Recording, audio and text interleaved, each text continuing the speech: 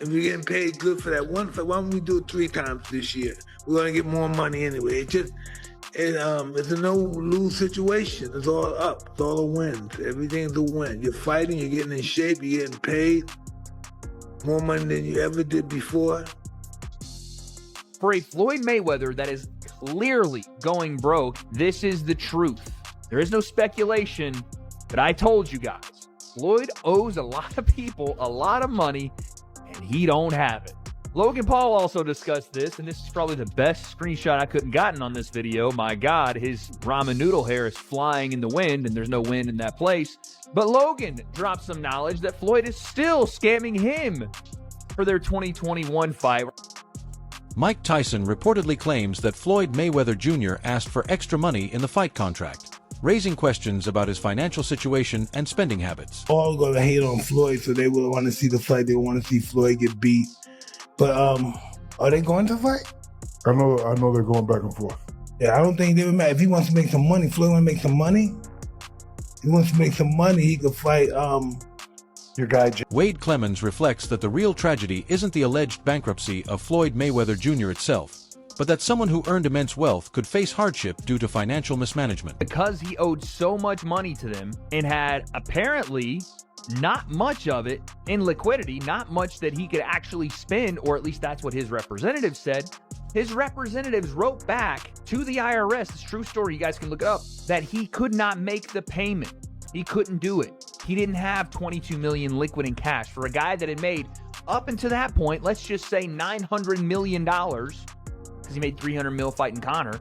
He didn't have $22 million sitting around in a bank for all that cash he's flexing, for all those cars, for all the places. And again, I'm not saying that multi-millionaires and billionaires have $1 billion liquid, but you couldn't have found 22 mil. So his representative said, wait, we're going to have this fight and then he'll pay you. Joe Rogan notes that Floyd Mayweather Jr. earned unprecedented sums, yet lavish spending led to financial troubles, proving that even massive wealth requires careful management. Even as much money as he's made in his career, which he's probably made as much, if not more money than any boxer ever. Like, there's all these lawsuits. Like, he hasn't been paying things, and he owes money on this and owes money on that. And it's like, and then he's got to come out of retirement. Yeah, that's tough.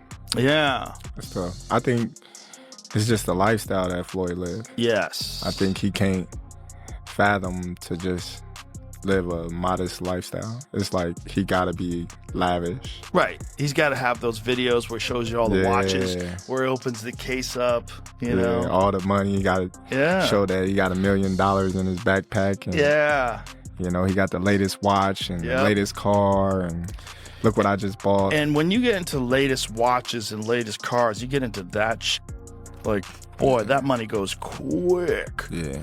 Bugattis are like $3 million. There's watches that are $3, $5. WAC 100 explains that much of the media narrative about Floyd Mayweather Jr. being broke is exaggerated, suggesting his return to the ring may be driven more by boredom than financial need. Rule number 1 is, if Floyd ain't talking about it and Floyd ain't promoting it, then it's just talk. They're accusing him of going broke because he's looking for these fights. They've been accusing Floyd of going broke for 20 years. Now, let's talk about going broke. Maybe down to 200 million.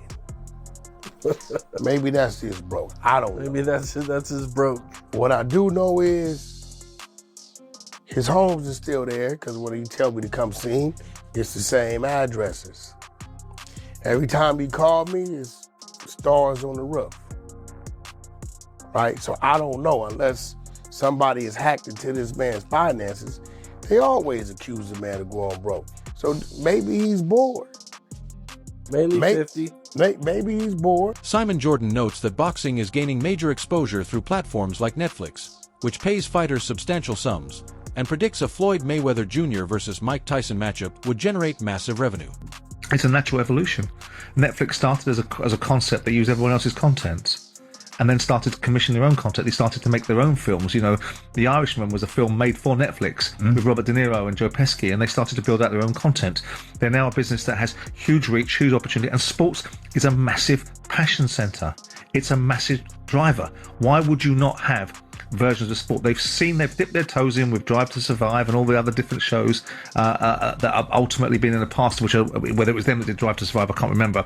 But so, and I'm surprised, and I wouldn't be surprised if we see Amazon come and play more regularly in this. And what it is, and what it should be, is good for the sports in terms of the economics that they bring to the sports. The more eyes that are on the prize, the wider the net, the bigger the interest levels come. I remember talking to Turkey Al-Sheikh about Netflix, because obviously he's got an interest in... Dan Le Batard discusses the staggering earnings of Floyd Mayweather Jr., emphasizing that very few athletes have ever made comparable amounts. He highlights how Mayweather mastered pay-per-view revenue, ensuring most of the money flowed directly to him. Operating as an independent businessman-athlete, Mayweather maintained control over his contracts and promotions, making his financial success nearly unmatched.